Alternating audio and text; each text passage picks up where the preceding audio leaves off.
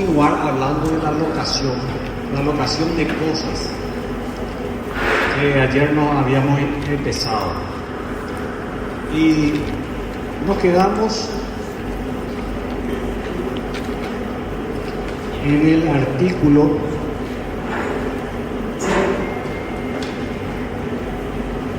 810, que estábamos hablando de que para poder oponer a terceros el contrato de locación,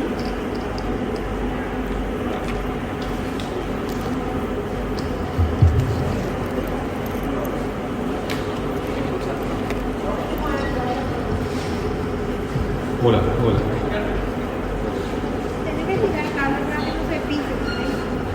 Hola. para poder oponer el contrato de locación a los terceros, se tiene que escribir preventivamente.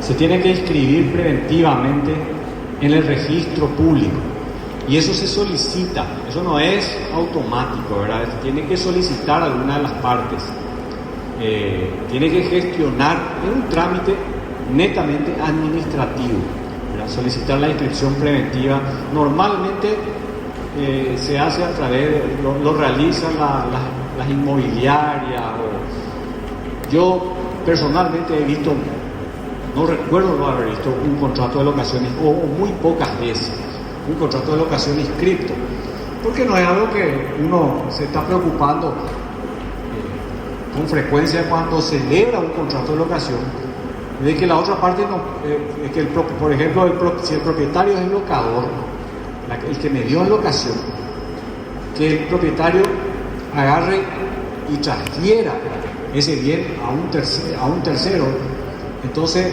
dejándome a mí en una situación abandonado a mi suerte, yo locatario, totalmente abandonado a mi suerte, a la voluntad de ese tercero, de que quiera o no respetar ese contrato de locación que él no celebró. Entonces, normalmente no debería ocurrir esto, ¿verdad? Se supone que el locador va a cumplir con ese contrato de locación, está percibiendo un precio mensual, semanal, diario, conforme al acuerdo pactado, en forma sucesiva, como es la naturaleza de este contrato de ejecución sucesiva, el precio del alquiler, y que evidentemente ese era el objetivo al celebrar este contrato.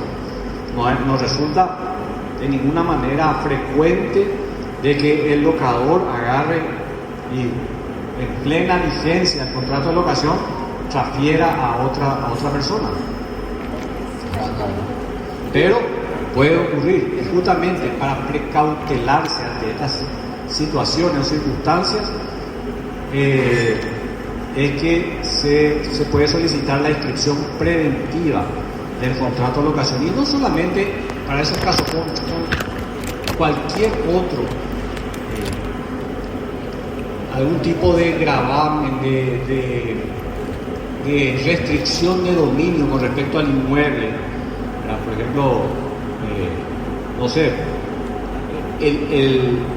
el propietario es demandado en juicio, en algún juicio que no es parte del locatario, y por ejemplo se dispone la restitución del inmueble por algún motivo, supongamos que le demandan por reivindicación, por nulidad de título al locador, y entonces el que gana, como el locatario no fue parte en ese juicio, estando anotado preventivamente en el contrato de locación, está bien, el juez le dio la razón, pero va a tener que respetar la terminación del contrato, porque no va a poder hacer efectivo ese desalojo, esa restitución contra el locador, que era el dueño anterior, porque hay un tercero, en este caso el locatario, que tiene un derecho inscrito en el registro.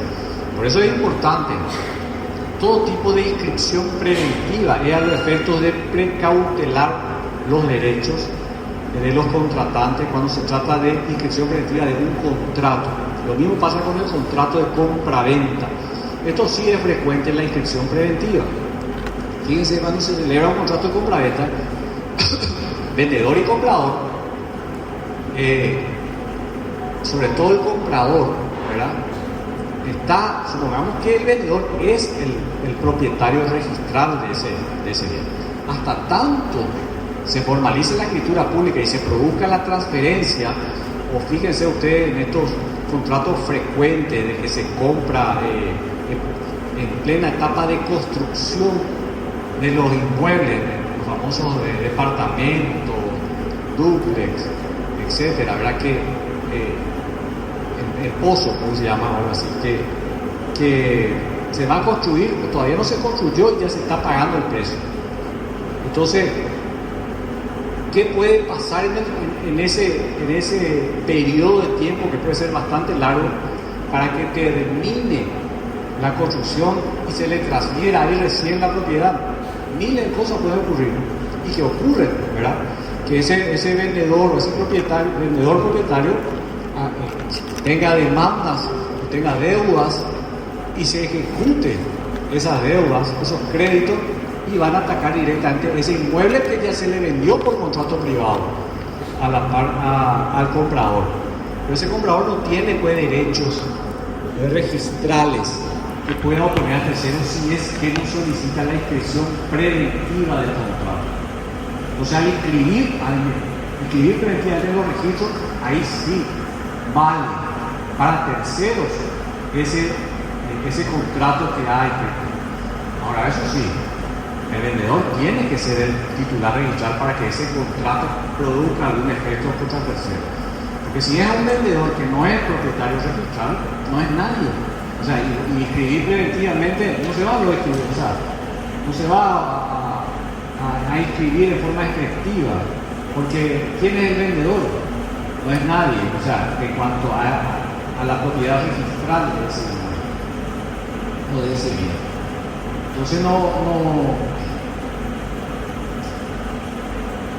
va a producir efecto, el efecto deseado de poder oponer a tercero la inscripción preventiva de un contrato privado si el vendedor no es el titular registral. Tiene que ser titular registral. Y eso es en el caso de la compraventa, sí, es un juicio que simplemente se presenta un escrito ante el juez civil donde solicita la inscripción preventiva. Lo más que el juez le ha de pedir es la certificación de firma de los contratantes, y por ahí puede ser que le pida las condiciones de dominio para ver si el vendedor es o no el titular registral. Y aunque no pide las condiciones de dominio y el juez disponga la inscripción preventiva, el registro le va a rechazar esa orden, le va a rechazar, le va a decir que no se puede dar cumplimiento porque el titular registral es otra persona que no figura ahí en ese momento. Así que no se va a poder efectivizar esa inscripción. Bueno, respecto al plazo, puede que el contrato de locación sea a plazo o sin plazo. Puede haber un contrato de locación que no se haya determinado, que las partes no hayan fijado un plazo de duración. Vimos que el plazo máximo de duración de un contrato de locación es de 5 años. Si uno pacta por más de 5 años, supongámosle que pacten por 6 años, automáticamente queda reducido a 5. Se considera como si fuera que se celebró por 5 años.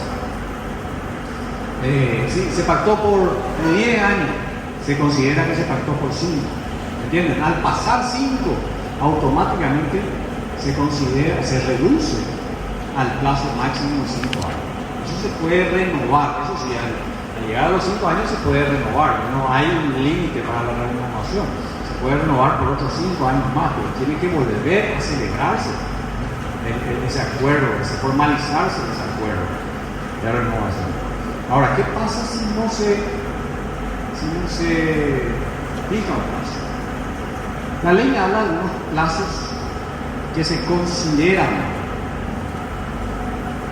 tácitos, si es que no se, de acuerdo al caso en particular, si es que no se fija un plazo. Fíjense en el artículo 808.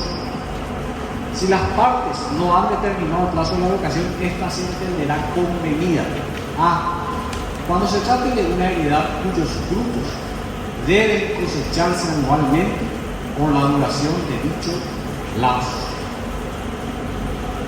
Si me dice la ley, cuando se trate de una heredad que es un inmueble, cuyos frutos deben cosecharse anualmente por la duración de dicho lapso, entonces ¿cuánto es el plazo? Un año, claro. Decime anualmente, entonces quiere decir que para que el fruto de su cosecha, para que la cosecha de sus frutos, entonces se da de forma anual, entonces se considera que el contrato de locación que no se determinó un plazo preso es de un año. Si los frutos pudieran cosecharse al cabo de algunos años, o sea que ya no es anual, ya es más de un año, por todo el periodo necesario para recogerlos. Todo el periodo necesario para recogerlos. ¿Qué pasa si se requiere para la cosecha 6 años? Y digo que tiene que ser como plazo máximo 5. Pero yo le había hablado de 2 excepciones, según se trate de fondos urbanos y de fondos rurales. En el caso de fondos rurales, cuando se tratara de fondos rústicos arrendados con el objeto de realizar plantaciones que requieran largo tiempo para alcanzar resultados productivos. Pues esa es una excepción a la regla del plazo máximo de 5 años. O sea, cuando la cosecha requiere un plazo mayor para dar sus frutos, entonces todo el tiempo necesario hasta 20 años. La otra excepción de hasta 20 años es cuando se trata de fondos urbanos que fueron dados en locación para levantar construcciones en él. Construcciones que va a requerir un plazo mayor de 5 años para su terminación. Entonces puede ir también un plazo máximo hasta 20 años. Entonces volvemos al 808 en el inciso C. Si se trata de casas que no están amuebladas o de locales para el ejercicio de una profesión, de una industria o de un comercio, en estos 3 casos, casas no amuebladas,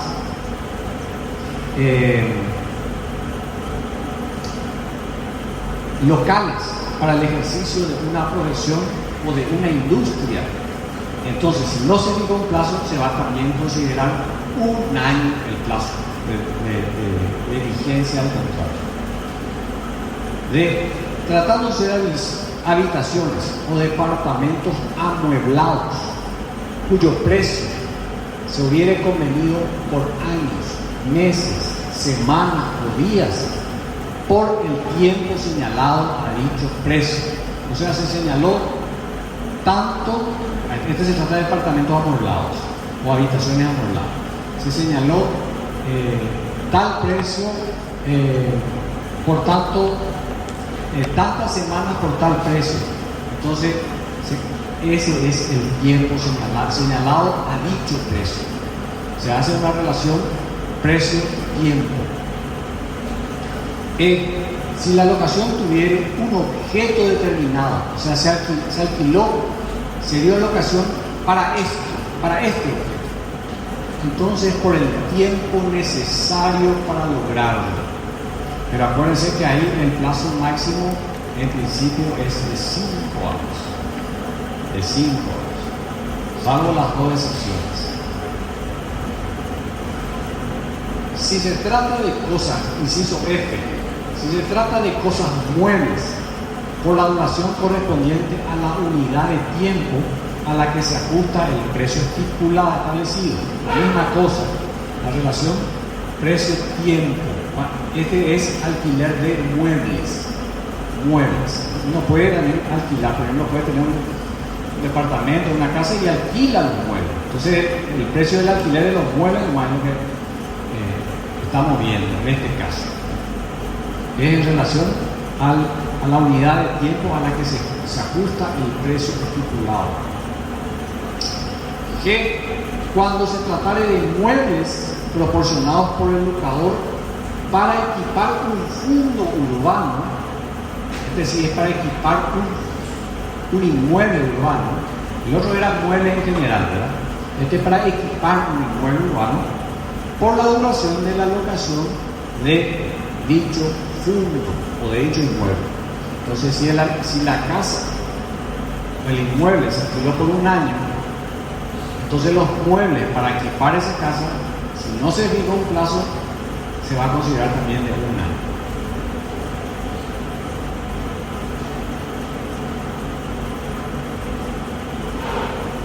Estos son los plazos tácitos de vigencia del contrato de locación cuando no se estipuló un plazo determinado.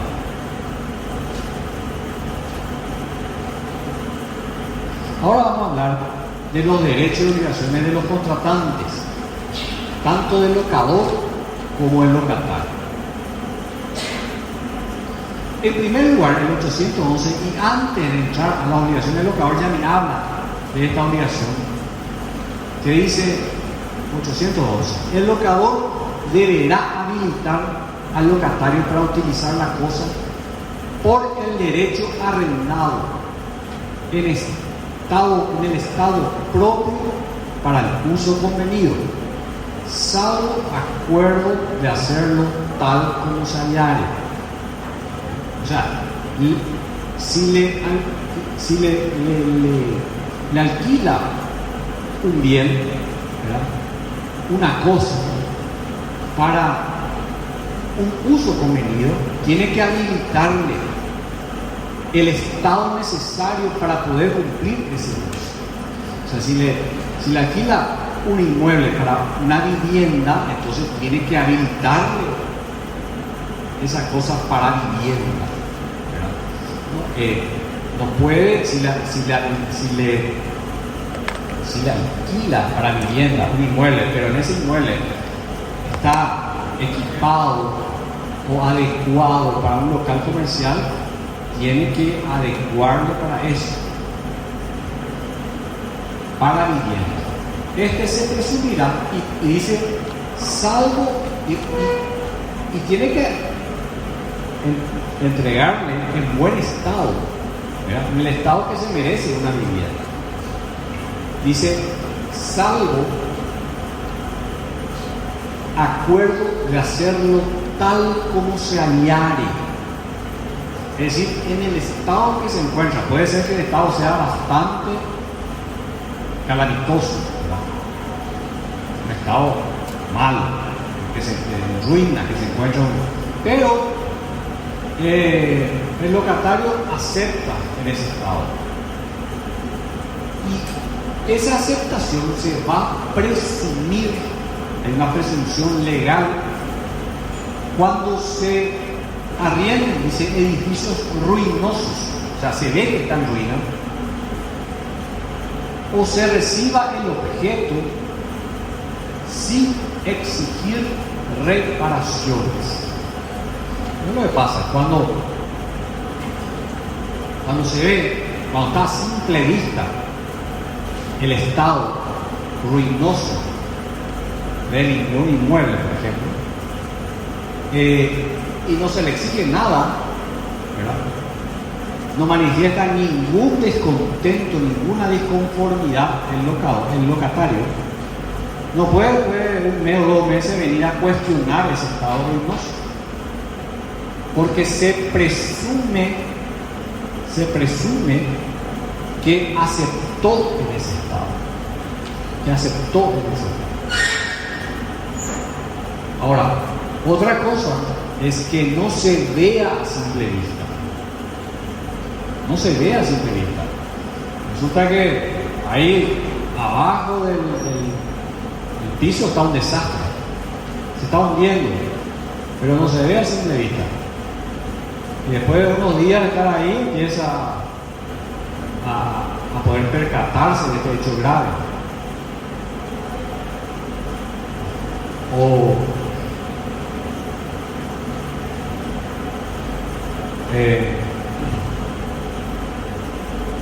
le había hablado, creo que le hablé incluso me comentó una experiencia personal mía en la parte de vicios rededitorios de una casa hace muchos años. Habíamos adquirido una casa que evidentemente no era nueva, antigua, pero parecía en muy buen estado, parecía en buen estado. Y estaba recién pintado. Y después de un mes de estar ahí, un mes y algo, empezaron a salir los primeros detalles de humedad. Quédense quietos, por favor. Los que entran, quédense quietos ya. Porque si no me desconcentro.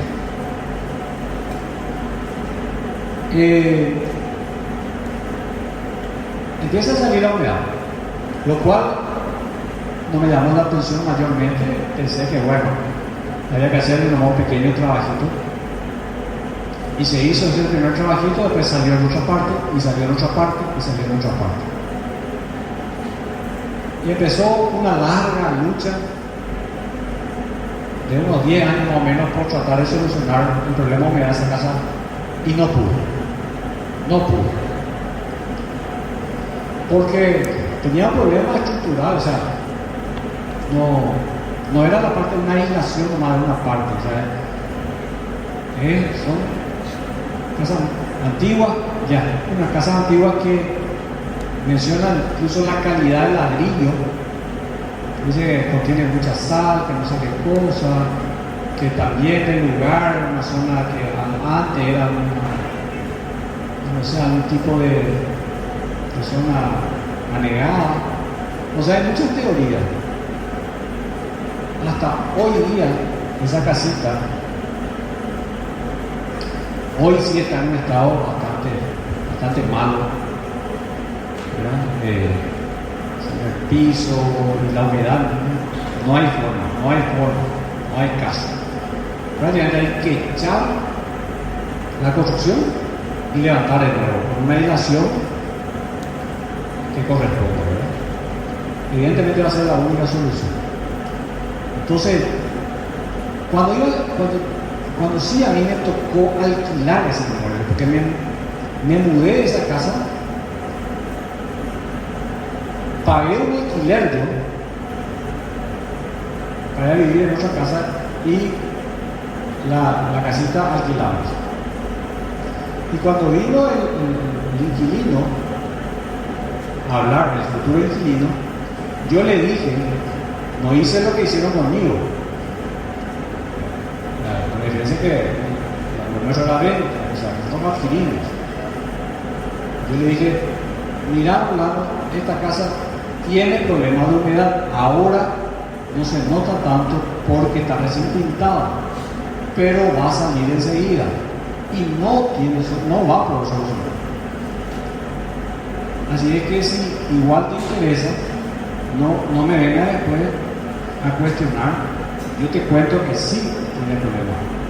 Me dijo, no importa, igual que tú. Y efectivamente no me hizo problema. Entonces, el locador tiene que habilitarle al locatario la cosa para el uso común. ¿Sí? ¿Quería decir un momento? ¿Qué cosa? La única solución de poco probablemente sería echar la casa. Sí, echar la casa. En aquel, cuando a mí cuando nos vendieron la casa, me ocultaron esa condición. Esa tenía vicios ocultos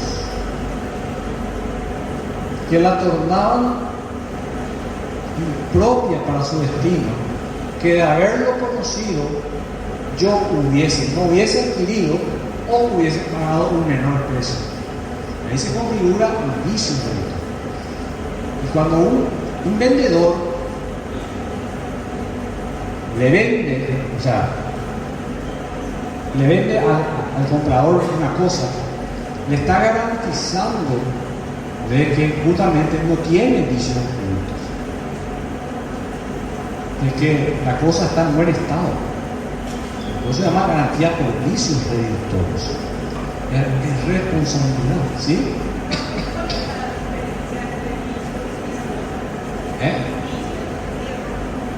Error, que son dos cosas totalmente diferentes. Error es una cuestión de la voluntad, de un vicio de la voluntad. Vos te estás refiriendo a vicios de la voluntad, ¿verdad? Error, robo, violencia, simulación. Pero nosotros estamos hablando de vicios en la cosa, vicio oculto, vicio en la cosa, no en la voluntad de las partes contratantes, sino en la cosa misma. Y ese vicio oculto genera, cuando es ocultado en forma dolosa por el enajenante, genera una responsabilidad de uno, aunque no sea de mala fe, porque puede ocurrir que no sea de mala fe, que sea de buena fe. De repente la cosa tenía un problema que todavía cuando yo era propietario no se había manifestado. Eso pasa mucho con los vehículos, ¿no? Yo, a lo mejor el vicio ya se estaba generando en mi vehículo, pero todavía no saltó a la vista, no se podía comprobar.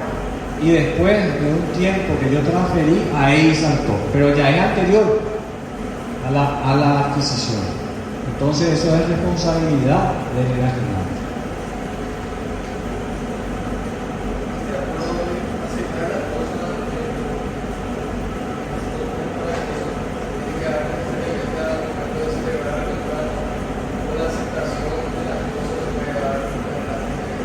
¿La qué?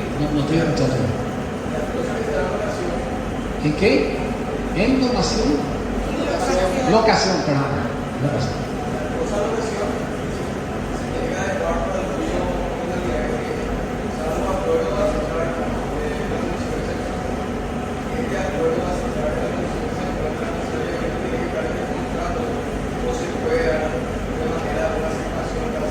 No, y eso, y acá te está diciendo la forma de la aceptación tácita. Tiene que ser expreso,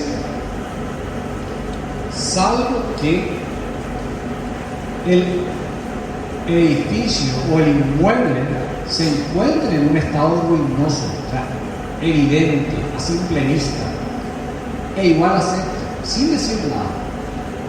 No dice, yo acepto en estas condiciones, pero no manifiesta ninguna oposición cuando que cualquier persona se puede dar cuenta del estado ruinoso. Entonces esa es una aceptación fácil. Esa es en el momento de recibir la cosa, sin manifestar oposición. Ahora, si el problema que pudiera tener la cosa no es constatable a simple vista, entonces ahí sí no hay una aceptación tácita por el recibo. Ahí no hay una aceptación tácita. Ahí hay una responsabilidad del locador que no le puso condición, no cumplió con su obligación, con esta obligación que estamos metiendo. Entonces es responsable. Pero si la cosa está en estado ruinoso y se lo recibe, es lo mismo que, por ejemplo, voy a alquilar un vehículo. El vehículo está hecho pelota, así, despintado, todo pelado, las cubiertas todas peladas, totalmente a simple vista. Entonces, estoy aceptando en ese estado, totalmente estoy aceptando en ese estado, porque se ve, O sea, hay una aceptación tácita. Y ahora sí, el artículo 812 me dice, son obligaciones del locador respecto de la cosa. El 812 ya me habla de una obligación del locador, pero después me habla otra vez de una nueva enumeración de la obligación.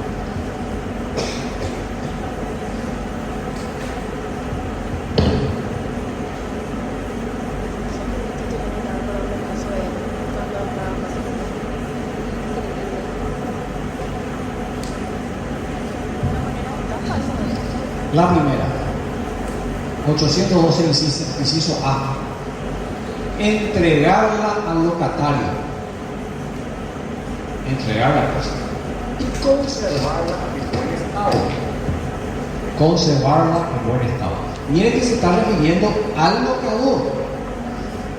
O sea, aunque él entregue la cosa y ya la tenga el locatario, igual él desde su posición tiene que conservar la cosa en buen estado.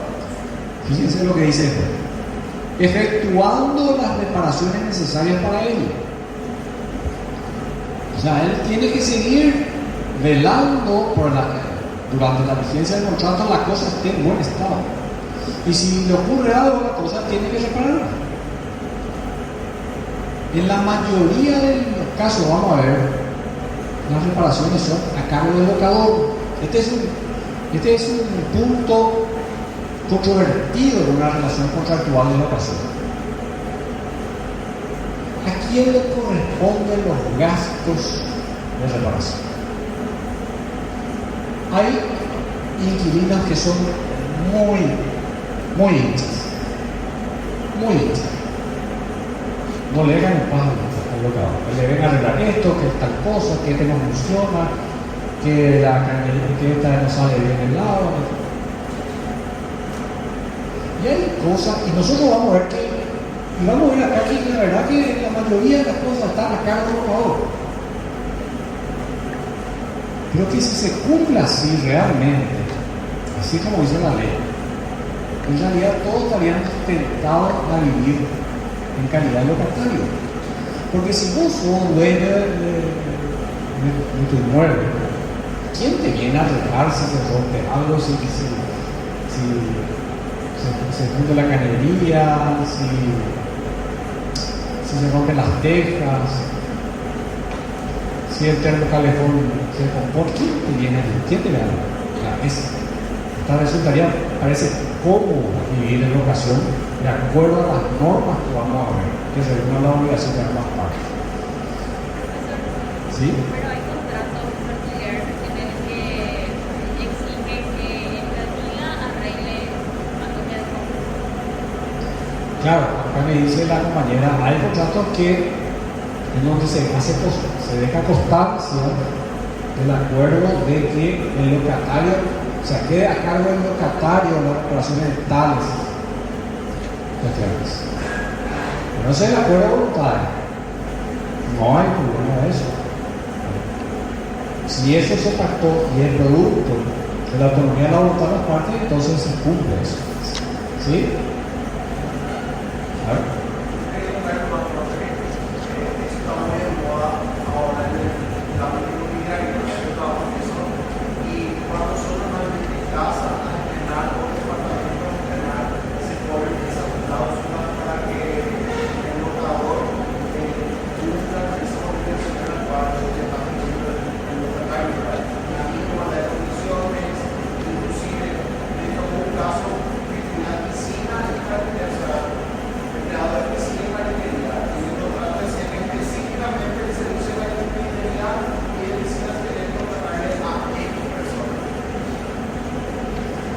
Sí, porque eso le garantiza al locador la calidad del trabajo.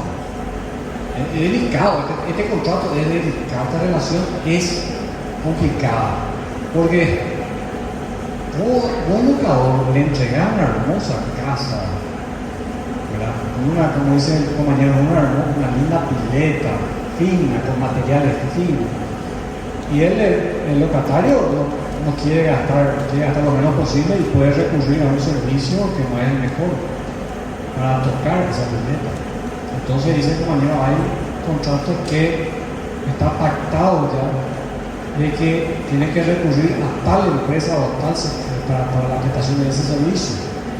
Y sí, puede ser perfectamente. Las partes son libres de celebrar los acuerdos que consideren convenientes, salvo que se trate de cuestiones que estén expresamente prohibidas en la ley. ¿Sí? Simplemente quería notar.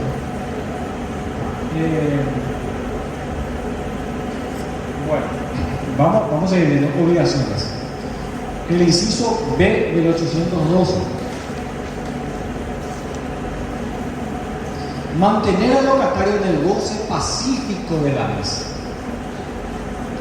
Mantener al locatario en el goce pacífico de la misa. Realizando los actos conducentes a este fin.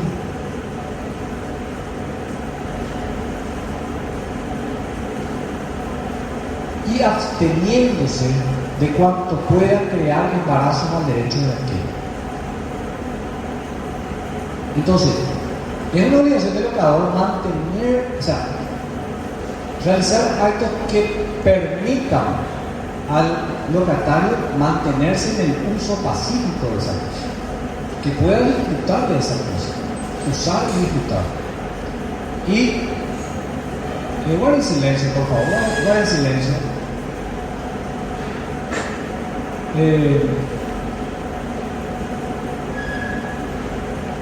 Y dice, debe abstenerse de realizar actos que pueda perturbar ese derecho. Que pueda perturbar ese derecho del locatario de usar, de ocupar, poseer, usar esa cosa. Acuérdense que el contrato de locación tiene por objeto la cesión del uso de una cosa, a cambio de un precio en dinero y con la obligación de restituir esa misma cosa a la finalización del contrato. Entonces, tiene que realizar actos conducentes a ese fin de mantenerla en el uso pacífico, goce pacífico de la cosa y abstenerse de realizar actos que puedan perturbar ese goce pacífico. Acuérdense que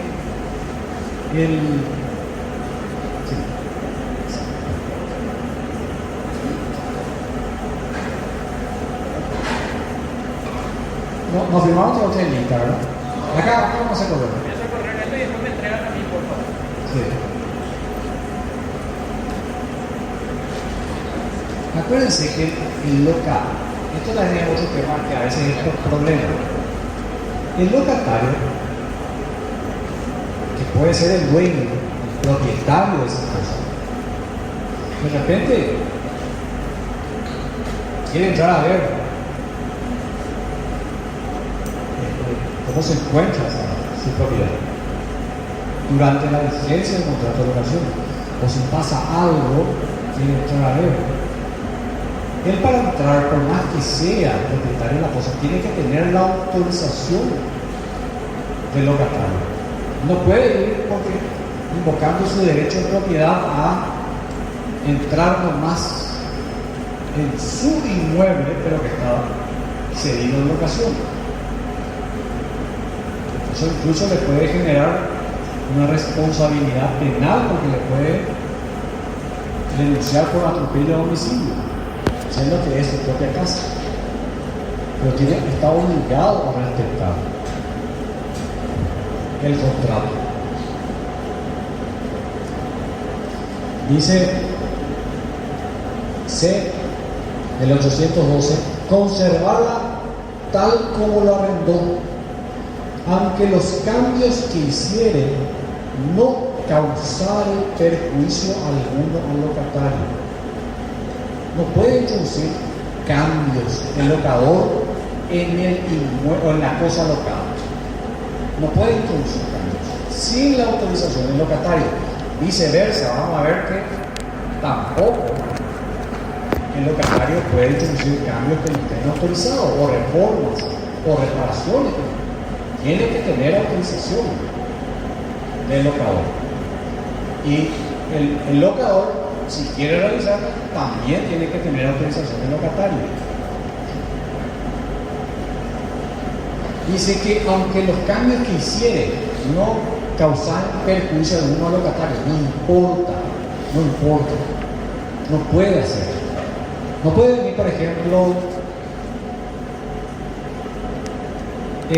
supongamos que usted venía a poner un basurero en la vereda, le está faltando un basurero así que se saliera al piso en la vereda.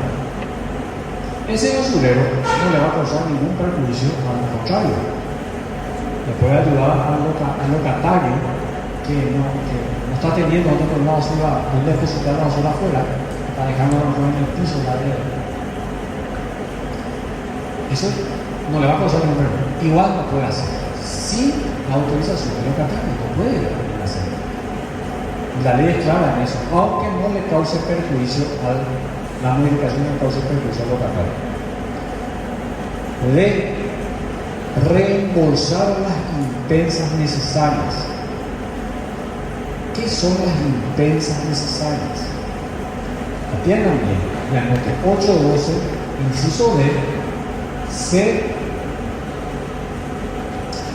para poder entender qué son impensas necesarias, nos trasladamos a otro artículo. Nos vamos al 821. Dice, se consideran impensas necesarias las reparaciones y gastos realizados por el locatario. Reparaciones y gastos realizados por el locatario cuando sin daño de la cosa no pudieran ser remorados y no fuese posible dar aviso al locador para que los hiciere o autorizara. O sea, las reparaciones o mejoras, el locatario en principio tiene que realizarlas con autorización del locador. Pero ¿qué pasa si, como le dije, se rompe una cañería y se está inundando la casa? No hay tiempo o para que el locador venga a arreglar o para que me dé esa autorización. A lo mejor le llamé, no me atiende, eso ya tengo que hacer. Entonces, ese gasto que puede corresponder al locador lo realizó el locatario. Entonces este locatario tiene derecho a exigir el reembolso. Por eso dice, en segunda obligación del locador es reembolsar las impensas necesarias. Entonces, ¿qué son las impensas necesarias? Los gastos de las reparaciones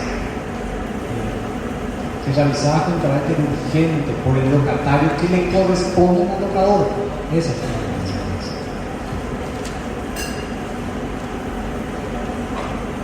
Lo hace por su cuenta. Sí, gracias. Lo hace por su cuenta, pero en realidad le corresponde al locador y le puede exigir que le reembolse. Dice, entran en esta clase de pago el pago del impuesto sobre la cosa, pero no las que grabaran la actividad del locatario o fueran determinados por la calidad de la explotación. ¿Cuál sería un impuesto que graba la cosa? ¿Cuál sería? A ver. Y, bueno, que graba la cosa. Impuesto inmobiliario, ¿verdad? Muy bien. El impuesto inmobiliario le corresponde pagar al locador, pero el locatario se va y bueno, porque le están por demandar al locador y al final de cuentas si le demandan y le ejecutan, el locatario también va a salir perdiendo. Entonces va y paga el impuesto del locatario. Tiene todo el derecho de exigir el reembolso al locador. Por eso dice, entra en esta clase. O sea, es considerado una impensa necesaria los impuestos que graban la cosa. pero no los que graban la actividad del locatario o fuesen determinados por la calidad de la explotación del bien. ¿Cuál sería un impuesto que graba la...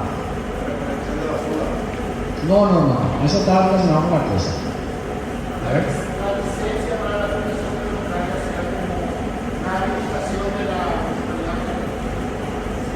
En un local comercial, ¿no? Por ejemplo. Exactamente. Entonces, está grabando la actividad del locatario o de la explotación del local. Exactamente. Ese impuesto municipal, ¿verdad? que le da, por ejemplo, la patente, la licencia, la habilitación del local. Ese no le corresponde evidentemente al locador, le corresponde al locatario. Eso es obvio, ¿sí? Expensa. No, ese es el locatario. No, perdón, ¿qué estoy diciendo? Muy buena tu pregunta. Y contesté muy mal. La expensa me pregunté. Estamos en un edificio, ¿verdad? En un edificio donde hay varios departamentos. Las expensas son los gastos comunes del edificio que tiene que pagar cada propietario del departamento. Esa no es una obligación del locatario.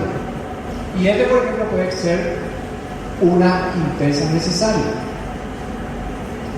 Porque el locatario puede ir y pagar esa expensa, porque le está adeudando al locador, no quiere tener problemas al locatario. Eso es todo un tema, porque a veces está adeudado al locador. Y en principio, pero atienda una cosa, le corresponde al locador, no le corresponde al locador.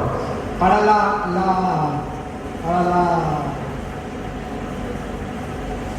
la administración, el obligado a pagar es el propietario, ¿verdad? Pero ¿a quién le corresponde entre el locador y locatario como producto del contrato? Eso se puede pactar.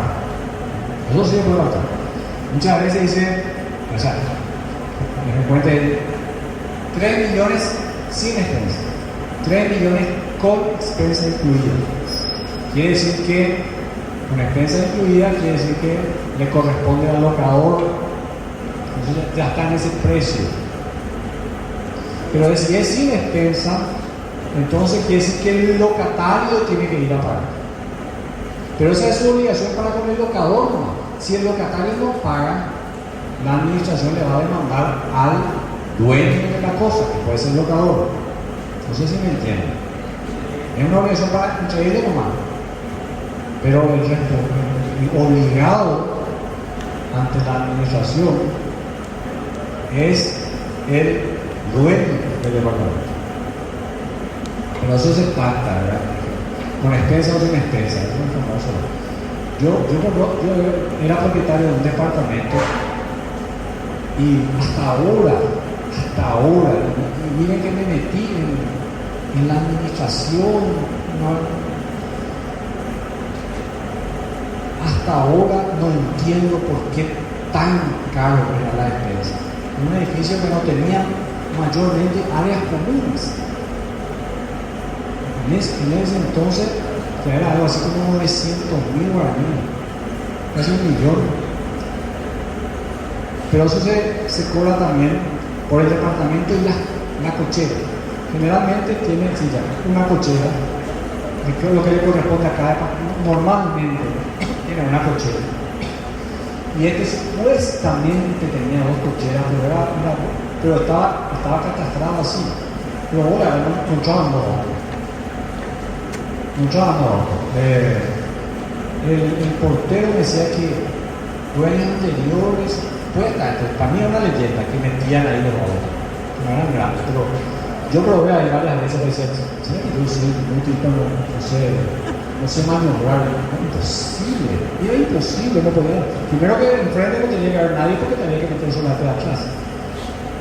Era imposible, pero Entonces me cobraba por el departamento, por la expensa se cobra así, por el departamento y por cada cochera aparte. Entonces me sumaban dos. Sí, en realidad un auto no entraba. Y cuando tuve que llegar a tener los autos, otro auto se quedaba fuera. Y pagaba de balde la expensa. Igual impuesto también se paga por cada cochera. Y eso logró la expensa. Si yo después alquilé, salí de ahí, siendo propietario del departamento, bien, celebré un contrato de locación, yo lo cobraba. Y yo le cobraba tanto, pero con expensa incluida. Entonces yo me iba y pagaba la expensa. Supongamos que tenía que pagar el locatario, que yo no le cobraba, más eso quedaba para expensa. Y él, ¿qué pasaba si él no se iba y no pagaba? A mí me daba de mal. A mí, igual. ¿Sí? ¿Alguien quiere decir?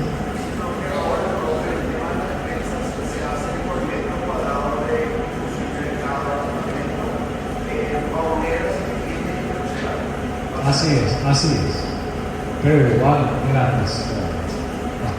hasta ahora no entiendo por qué era tanto. Y bueno, después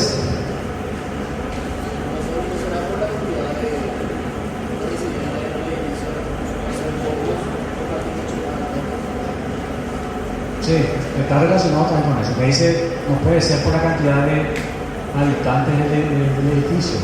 O sea, cuanto menos sean, se distribuye. Pero no éramos tan pocos, porque eran 12 pisos y 2 por departamento.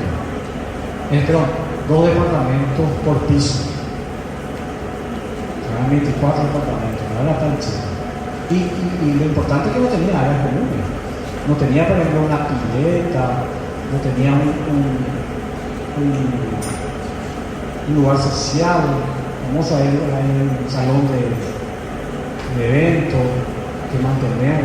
No había, lo único gasto era lo normal, era ir lo de portero así de 24 horas, pero estar dentro de lo normal siempre. Y por último, el inciso E, responder por los vicios o defectos graves que impidieren el uso de ellos. Por los vicios o defectos graves que impidieren el uso de ellos. Esto está relacionado a los vicios ocultos o vicios redemptivos. Fíjense, el inciso A. Volvemos al inciso A.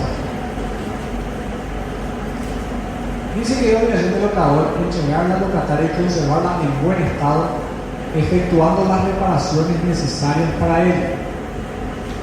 Y ahí nos vamos al 813. Dice, la obligación a que se refiere el inciso A del artículo precedente comprende las reparaciones que exigiere el deterioro causado tanto por caso fortuito o fuerza mayor.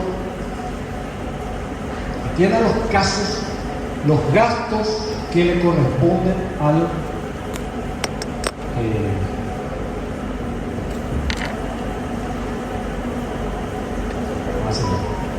los gastos que le corresponden. Atiéndanme, por favor, atiendan, mírenme. No, hoy no vinieron acá para hablar. Tienen todos los otros días para hablar. Ahora vinieron para escuchar. Atiéndanme. Y todo esto que voy a citar acá en el 813 son obligaciones que corresponden al locador. Y esto les tiene que interesar, porque en algún momento, si no ya no fueron locador o locatario, lo pueden ser. Por eso es importante esto que le estoy leyendo. No es solamente para rendir el examen, sino en cualquier momento, y es una relación conflictiva. Es.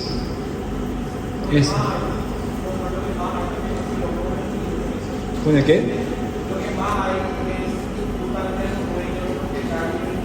Claro, claro. que llaman para resolver, porque en ese punto no vamos a volver un poquito más mencionando de reembolsar, ¿verdad?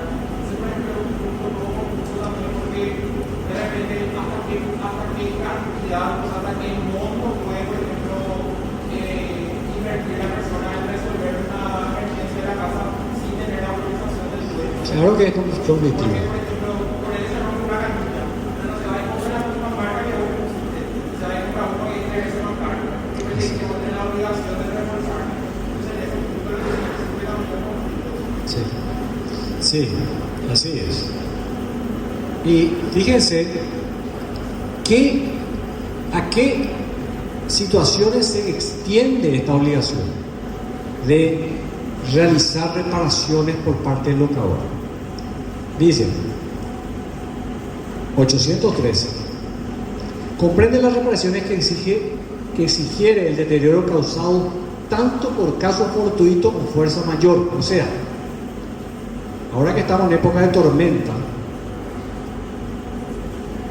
¿qué pasa si viene una tormenta y destecha la casa? Y el locador va a decir, bueno, esto no es mi culpa, o sea, paga vos, locatario. Y el locatario le va a decir, no, es tu casa, el locador está obligado a ponerme otra vez en condiciones. La ley dice que es obligación del locador. ¿Por qué le dije la tormenta? Porque habla de caso fortuito, cuestiones de la naturaleza. O cae un rayo y se produce un incendio, un cortocircuito que genera un incendio. Entonces, las reparaciones, eso es obligación del locador. También como por la calidad propia de la cosa, vicio o defecto de ella. Imagínense, o sea, los deterioros de la cosa, que es producto del uso normal de ella, del desgaste propio de la calidad de la cosa, es obligación del locador repararla.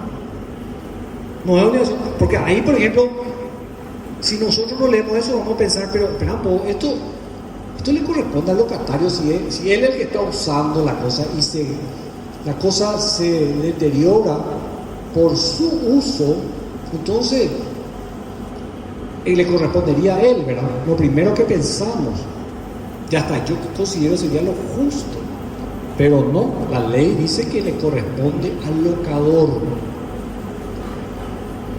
Dice, como por la calidad propia de la cosa, vicio o defecto de ella, cualquiera que fuere, o el derivado del uso o goce normal. O sea, mientras el locatario esté usando en forma normal la cosa, los deterioros causados la cosa por ese uso normal le corresponde al locador. O el que sucediere por culpa del locador, bueno, eso sí, sus agentes o dependientes. Ya tienen este segundo párrafo del 813. Se considera caso fortuito, ya dijimos que caso fortuito, los daños ocasionados por caso fortuito es a cargo del locador. Dice que se considera como fortuito a los efectos de este artículo, o sea, solo los efectos de este artículo, el deterioro de la cosa originado por hechos de tercero, aunque sea por motivos de enemistad o odio al locatario. O sea, llega hasta ese punto. O sea, yo les aseguro que hoy, después de leerme esto, ustedes van a decir, van a plantearse seriamente si por ahí, por ejemplo, a lo mejor alguno tiene planes de casamiento o de pasar a una nueva etapa en su vida, ¿verdad? Y vaya a conversar hoy con su futuro cónyuge o su futura esposa, es decir, ¿por qué no pensamos mejor eso de comprar una casa o mandar construir para nuestra futura casa? ¿Por qué no vivimos nomás al alquiler? Porque el profesor me contó que hasta si una persona me odia a mí, inquilino, tiene algo contra mí, y se va y le causa un perjuicio a la cosa, en este caso estamos hablando de más frecuente a una casa, es obligación del locador reparar. Es obligación del locador. Pongámosle que tenemos, por ejemplo, supongamos que tenemos un cargo público. En mi caso, por ejemplo, yo soy juez. La vida de un juez es la siguiente. Si tiene, vamos a decir, 100 casos, acuérdense que en el juicio no es como un partido de fútbol, no hay empate. Uno gana y otro pierde. Dos posibilidades no hay. Entonces, de 100 casos, para el 50% vos sos el mejor juez del mundo y para el otro 50% vos sos el peor. Vos sos el bandido, adulaque, corrupto. Así es. Imagínense de esos 50. No me van a querer mucho que digan, ¿verdad? Entonces, ¿qué pasa si viene yo vivo en alquiler y vienen y atentan contra la casa? Tiran piedra, tiran bomba que hace que se prenda de repente una parte, huevo, exacto. O meten bala y rompen todo los vidrios, blindex. Eso, la reparación de esos daños es obligación de mi locador, porque en la enemistad o odio de esos terceros hacia mi persona es considerado caso fortuito a los efectos de este artículo. Y al ser considerado caso fortuito, ya es obligación del locador la reparación. ¿Se dan cuenta? Es muy amplia las obligaciones del locador, son muy amplias. Si se cumple esto así, es muy cómoda la posición del locatario. ¿Qué gasto va a correr por cuenta del locatario? Bueno, vamos a ver. Son obligaciones del locatario. ¿Sí? ¿Qué pasa en caso de robo? Tú alquilas y a un y se roba. Robo. ¿Se roba qué? Por ejemplo, los muebles que alquilaste, por ejemplo, alquilaste un apartamento amoblado y esos muebles se roban. ¿Quién responde? ¿Quién va a cargar con los gastos más? No, en ese caso se torna imposible el cumplimiento de la obligación del locatario, que es restituir la cosa, devolver la cosa, estamos hablando de alquiler mueble, por causa no imputable de su parte. No va a ser responsabilidad. Ahora, salvo que él, por ejemplo, haya dejado toda abierta la casa y por culpa de eso entraron. O hubo negligencia. ¿Sí? O sea, si se le puede imputar culpa al locatario en algún tipo de negligencia, entonces ya es responsabilidad de él. ¿Qué va a tener que devolver? No puede devolver la cosa. ¿Qué va a devolver? El valor. Tiene que devolver el valor. Ahí va a haber ahí nos vamos a otro artículo que era eso que vimos en la parte de cumplimiento de las obligaciones, ¿se acuerdan? Imposibilidad de cumplimiento sin culpa ninguna de las partes, imposibilidad de cumplimiento por culpa, ¿sí? ¿Sí?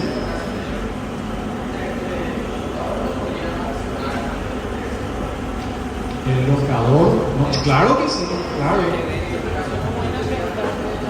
No, pero a los efectos de este artículo nomás dice, no es un caso fortuito. Atender bien, caso fortuito de cuando es producto de la naturaleza. Es considerado caso fortuito a los efectos de ese artículo, en el sentido de que es obligación del locador reparar. Eso no. Eso es un atentado contra la propiedad privada. Claro que le puede matar. Le puede demandar civil y penalmente a los terceros. Bueno, ¿cuáles son las obligaciones del locatario?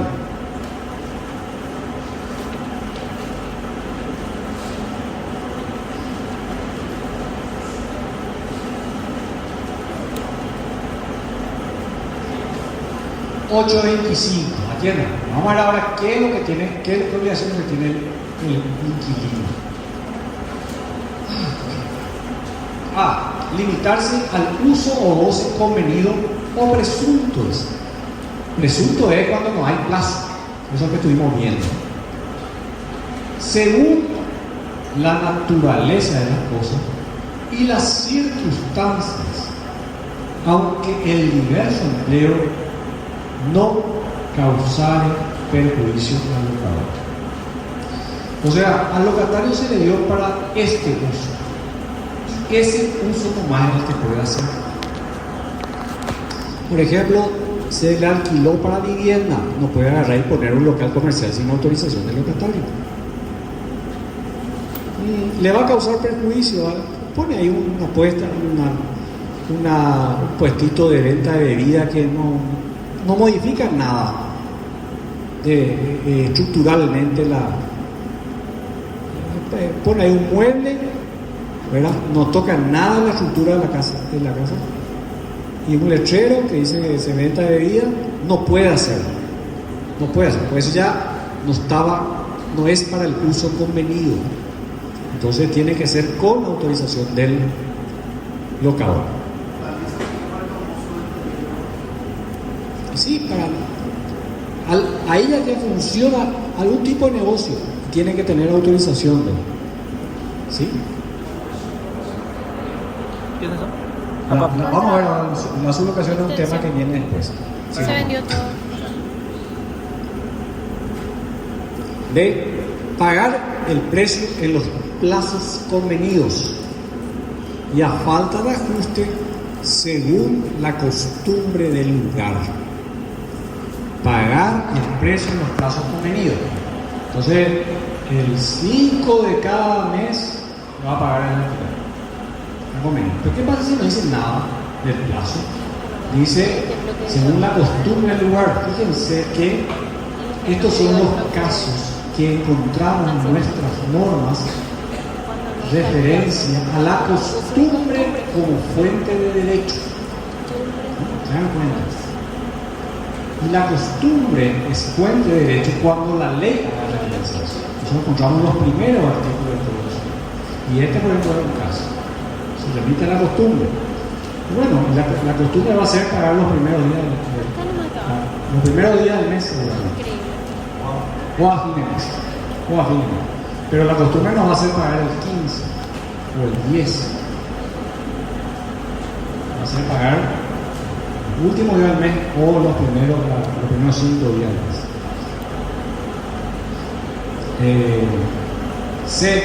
Conservar las cosas en buen estado. Estamos hablando del locatario. Y responder del daño o deterioro que se causare por su culpa o por el hecho de las personas de su familia que habitaren en él, de sus huéspedes, subordinados o subarrendatarios. O sea, todo lo que sea los deterioros causados por su culpa, por la de su familia, por la de sus dependientes, o dice subarrendatarios, el subarriendo se da cuando el locatario vuelve a arrendar la cosa. El locatario da otra vez, cede otra vez la ocasión, por eso ya es sublocatario. Entonces, si el sublocatario es culpable de ese deterioro, responde el locatario. En este último caso, puede el locador exigir que se hagan los trabajos necesarios o rescindir el contrato. O sea, el locador le puede decir, bueno, arreglame o se rescinde el contrato, se extingue el contrato.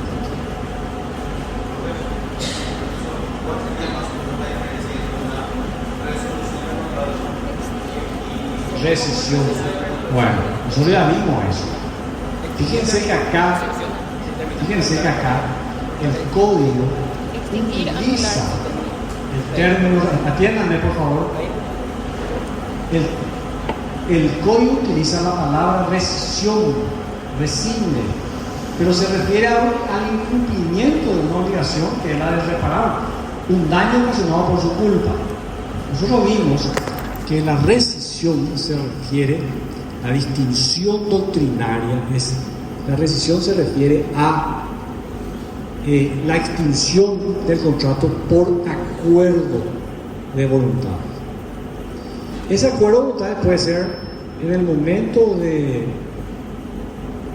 ejecución, de plena etapa de ejecución. Por ejemplo, un año de celebración del contrato de locación, y a los 6 meses las partes acuerdan dejar sin efecto los últimos 6 meses, ¿verdad?, para completar los 1 año. Entonces extinguen de común acuerdo. Esa es la rescisión. También puede ser por una cláusula que es producto del acuerdo de voluntades también en el contrato, que autorice a alguna de las partes o a ambas partes a rescindir por su sola voluntad. Entonces, porque suele ser frecuente, dice que autoriza a rescindir si se dan estas causales. Pero al entrar en causales, ¿verdad?, se está entrando en cuestiones de incumplimiento de obligaciones. Entonces ya ahí automáticamente se entra en el campo de la resolución de los contratos. La resolución se da a petición de una sola de las partes por causales legales, o sea, causales que están expresamente establecidas en la ley y que son por hechos posteriores a la celebración del contrato, que producen un efecto retroactivo, que implica las mutuas devoluciones y que en algunos casos incluso puede afectar derechos de terceros.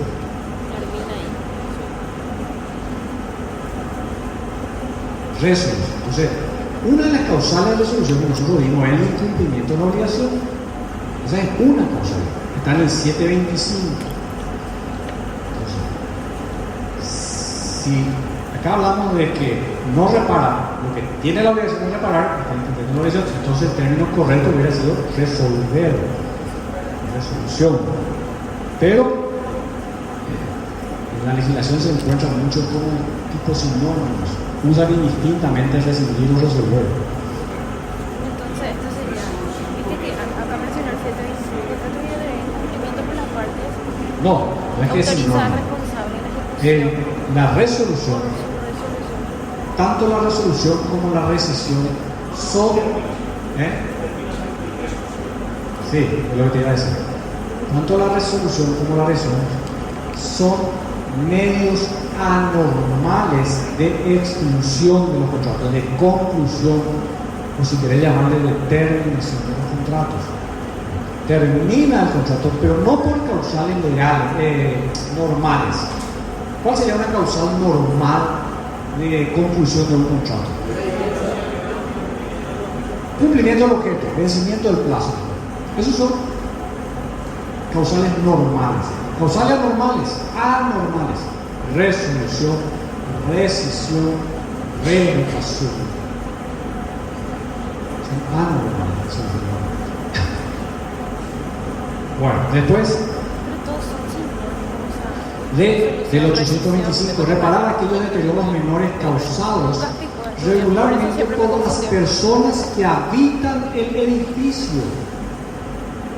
Los deterioros menores tienen que ser causados regularmente por las personas que habitan el edificio. Ya saben. Informar al locador lo más pronto posible si durante el contrato se manifestara un vicio de una cosa que hiciera necesario adoptar medidas para protegerla contra un peligro antes imprevisto, como también cuando un tercero se arrogare derechos sobre ella.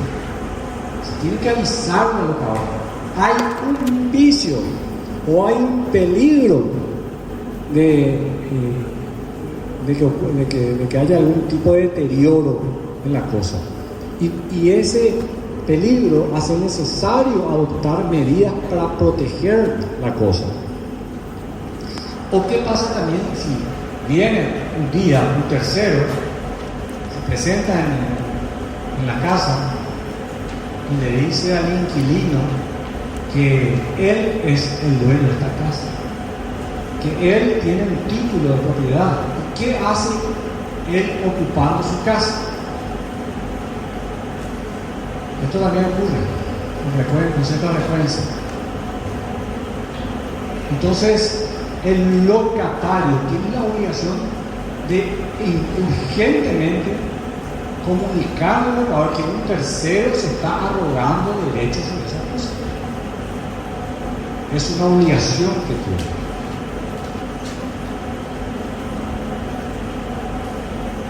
La omisión del aviso le obligará por el daño producido. Y si por dicha causa el locador no tomó las medidas necesarias, el locatario no podrá pedir rebaja o suspensión del alquiler, ni tampoco resarcimiento alguno, ni que se rescinda el contrato. O sea, el locatario no puede después llorar por el deterioro causado a la cosa, ni exigir ningún tipo de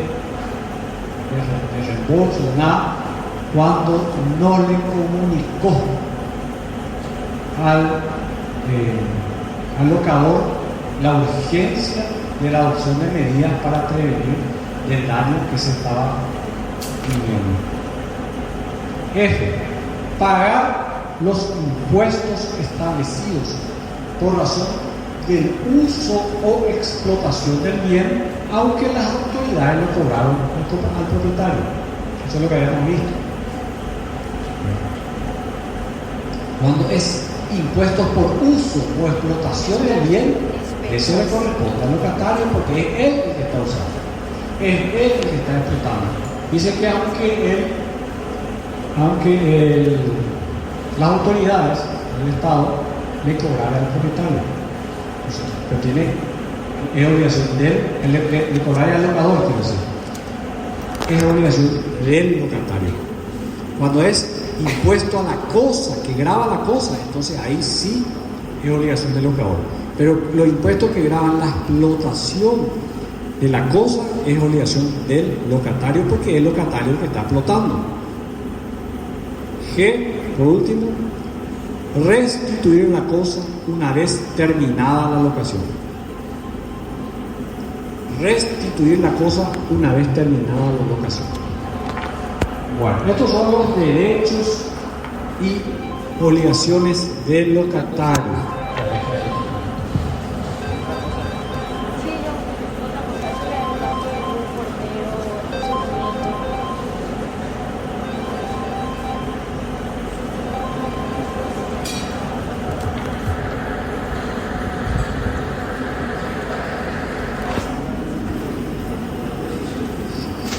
Bueno, ¿alguna pregunta? ¿Había alguien que me